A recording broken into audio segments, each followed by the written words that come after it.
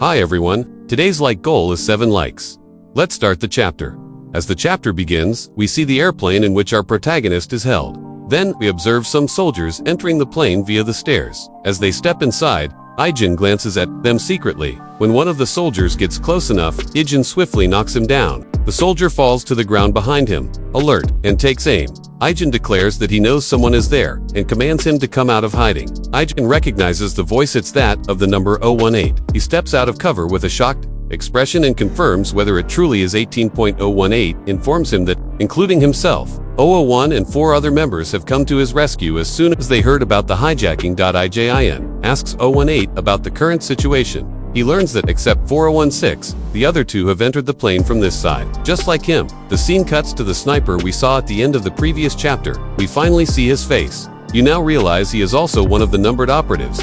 He receives a transmission on his radio, indicating he is actively engaged in the operation. The scene shifts to the major and his men. He is informed by one of his officers that only 1 hour remains until the hijackers' deadline. The major realizes that, even if they set aside the issue of money, delivering the weapons within this time is nearly impossible. He considers that the demands made by the hijackers are ridiculous. Even if they could meet these demands, they wouldn't be able to supply the weapons themselves. He understands there's no way to satisfy these demands. According to several sources, the leader of the hostages, General is so cornered that people say he's lost his mind. He might start killing hostages as an example when the promised time runs out. Panic sets in as the major contemplates how to save the hostages. While lost in thought, one of his men excitedly informs him that they received a message from Ijin. We are then shown the command room, where all the officials are gathered. They ask Ijin about the situation. Ijin reports that all the hostages are safe, and all enemies inside the plane have been subdued. He also states that the communications room is secured.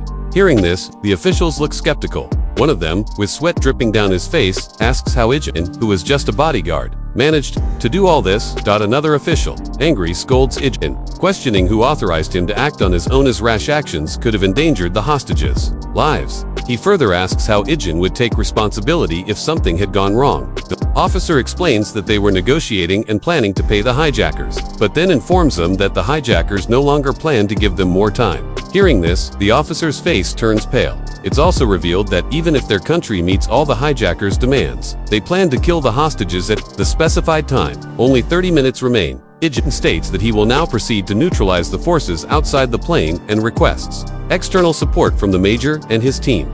Hearing this, all the officers turn to the head officer for approval. The senior officer gives his consent and instructs Ijin to ensure the hostages are returned safely. After the call ends, one officer expresses disapproval, saying it's too reckless and dangerous. How could they leave it in the hands of just a mere bodyguard? Another officer counters, saying Ijin has participated in several missions with them and has proven he's more capable than anyone else.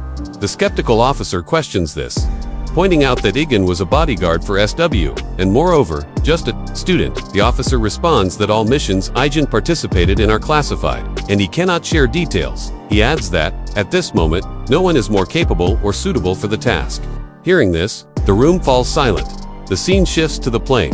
There, Ijin is being taken down the plane at gunpoint by 018. Suddenly, they open fire on the hijackers outside. Meanwhile, the sniper stationed on the hill provides cover by taking down as many gunmen as possible. The same is done by Operative 002. That's it for this chapter. Subscribe for faster uploads.